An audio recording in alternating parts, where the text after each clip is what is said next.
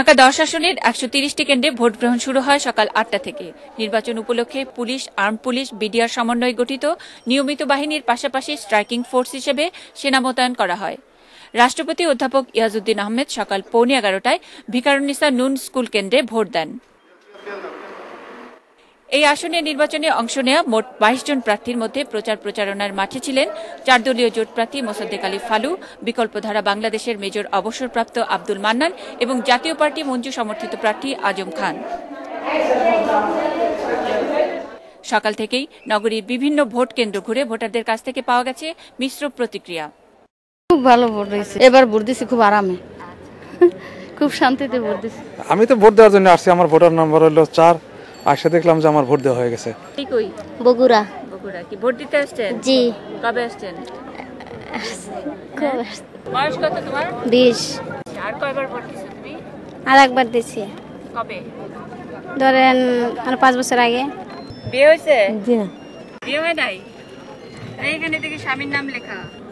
স্বামীর নাম জহিরুল ইসলাম। 4 দলীয় জোট প্রার্থী মোসাদ্দেক আলী ফালু নগরীর বিভিন্ন কেন্দ্র ঘুরে সুষ্ঠু নির্বাচনে সন্তোষ প্রকাশ করেন। সকল চ্যানেলই আমার সাথে আছে, আমি দেখছি সব জায়গায় ভোটার আছে, ভালো হচ্ছে। আমি ইলেকশন কমিশনের কর্মকর্তারা এখানে আসছিলেন কিনা জিজ্ঞেস করেছি, ফেবা সহ অন্যান্য পর্যবেক্ষক টিম আছে, সবাই বলছে ভালো হচ্ছে।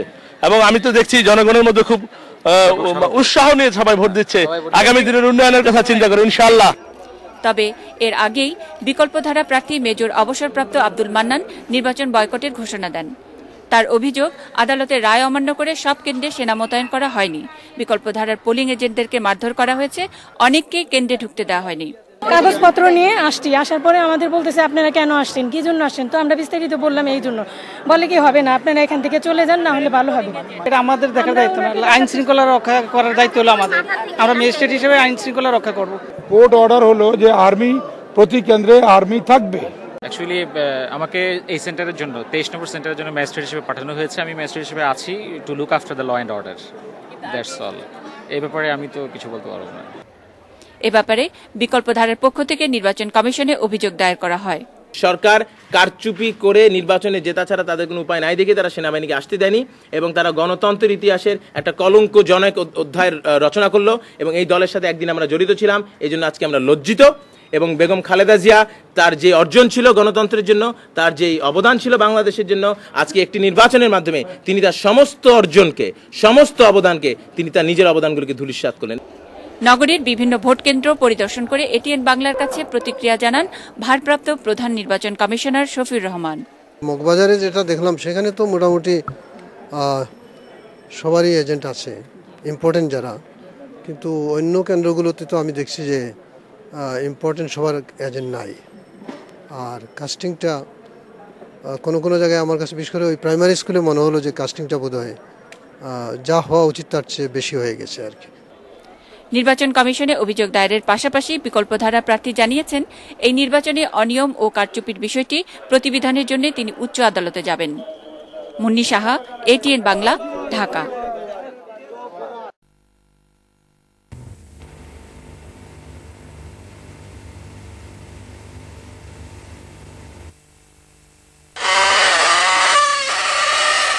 বাংলা প্রবাদে আছে কলুর বলদ, কিন্তু সেই প্রবাদের বলদ এখানে নেই, তার বদলে আছে মেয়েরা। ময়মনসিংহের পাড়াইল গ্রামের কলুপাড়ার এখন এই চিত্র।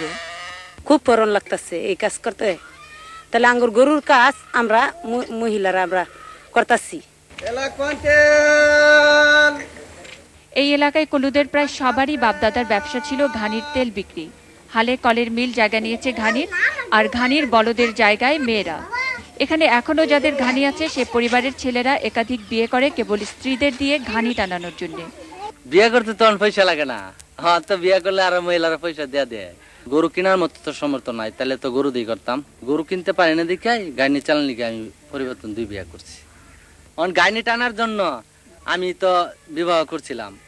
পুঁজির অভাবে আমার সংসার বড় হয়েছে ঠিক, কিন্তু ব্যবসাটা তো আর বড় করতে পারি না।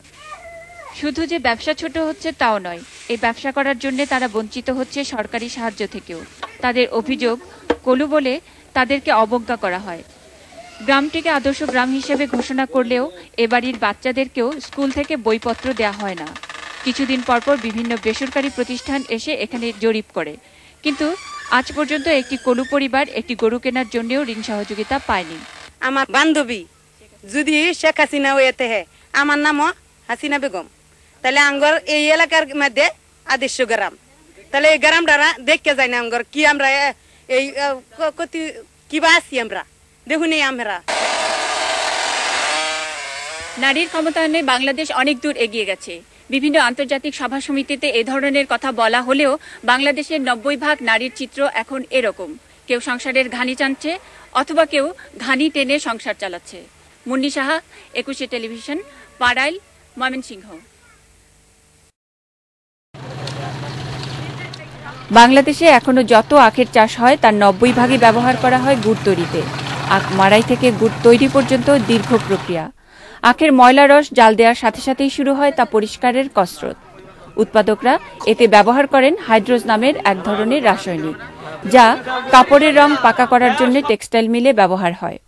গুড়টা আপনার ওই গাদ করার পর যদি দানা না থাকে এখানে চুন দিয়ে, বুঝছেন, চুন দেওয়ার পর তারপরে গাদ পরিষ্কার হয়ে গেলে তারপরে আমরা সামান্য একটু হাইড্রোজ মারি দিই, দেওয়ার পর আদাতে যখন রস কমে যাবে ডামের, তারপর আবার একটু হাইড্রোজ দিই, তারপরে যখন ফোট ধরে যাবে, ফোট ধরার পর তারপরে আমরা হাইড্রোজ আবার দেবো একটু, দেওয়ার পর তারপরে এই এখন বীজ ঘুরছে, বীজে একটু হাইড্রোজ দেবো, দেওয়ার পর তারপরে ঢালনাতে যখন ঢালবো, ঢালিস এখন আপনার ওই যে হাইড্রোস্টুক বাঁচবে ওই হাইড্রোস্টুক দিয়ে আর ফিটকিরি দিয়ে আমরা মানে সেখন বাড়ি আর কি তাওয়াতে ঢালি।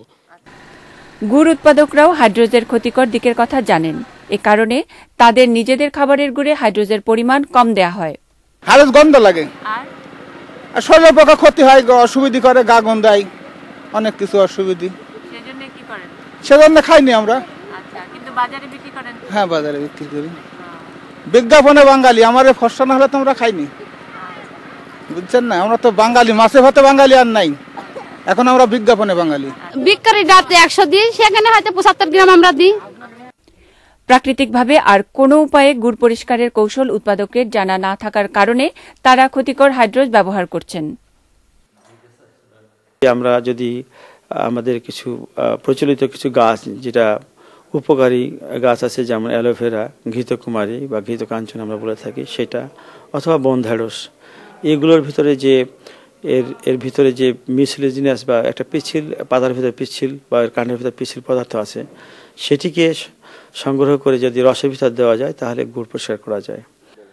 ক্ষতিকর জেনেও উৎপাদকরা গুড় পরিষ্কার করতে হাইড্রোজ ব্যবহার করছেন। এই বাস্তবতায় বাংলাদেশ ইক্ষু গবেষণা ইনস্টিটিউট উদ্ভাবিত পদ্ধতিতে গুড় পরিষ্কার করা গেলে জনস্বাস্থ্যের হুমকি কিছুটা কমতে পারে। মুন্নি সাহা, ATN বাংলা, লালপুর, নাটোর।